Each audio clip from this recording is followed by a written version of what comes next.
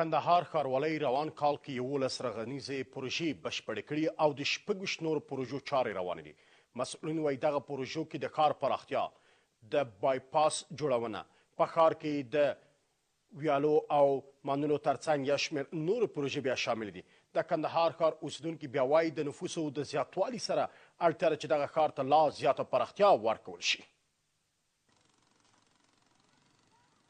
کندهار ښاروالۍ د روان 1404 مالي کال له پیل څخه تر دې دمه د ښار د بنسټیزې ودې او عامه خدمتونو د پیاوړتیا په موخه د 11 پرمختیایي پروژو چارې بشپړې کړي دي. همداراز دوی زیاتوي چې اوس مهال کندهار ښار کې د 26 نورو پرمختیایي پروژو چارې په بېلابېلو برخو کې په چټکۍ روانې دي چې د یو شمېر پروژو کارونه د بشپړېدو وروستیو پړاوونو ته رسېدلي دي. د 11 پروژو کارونه هغه بشپړ کړي دي او په مکمل ډول یې ګټې اخیستنې ته سپارلي دي.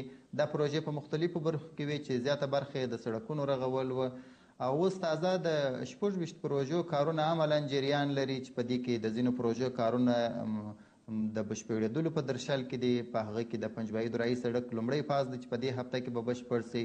د کوتلې مورچې سړک دی چې په دې هفته کې به کریزي سي او د په 12مه ناحیه کې د فامیلي سړک دی دا به هم په دې هفته کې کریزي سي. بلخوا د کندهار ښار اوسیدونکي د پرمختیایي پروژو له پلي کولو خوښ دي، خو په خبره یې د ښار د نفوس د زیاتېدو سره اړتیا ده چې یاد ښار کې لا زیاتې پرمختیایي پروژې پلي سي. پر دې باندې راشو ازدحام په ښار کې ډېره ګڼه ګوڼه وه، اوس مخلوق ډېر سوی دی نو ښه ده د ښار آبادي ده. په دې باندې موږ ډېر خوشحاله یو. ښه دی چې سړکان پراخه سي. پاس جوړ شي ډېره فایده کوي دا ولس ته. اطراف به علاج، لار به علاج شي، روډونو به علاج شي، مریض یې راخه شي، لار بنده پر بنده وي، سړی ځان خپل مریض هسپتال شي په خیر نه رسوی نه شي.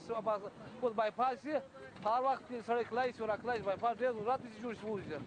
د ښاروالۍ د مسؤلینو د معلوماتو له مخې په روانو پروژو کې د سړکونو اساسي رغونه، د پلونو او پلچکونو جوړول، د ویالو، چریو، کوڅو او استنادي دیوالونو او مارکیټونو رغول، د پټرول پمپ جوړول، د سړکونو پینهکاري، د سولري څراغونو پروژه، د قطره‌ایي اوبو سیستم او د پیاده روونو رغول شامل دي.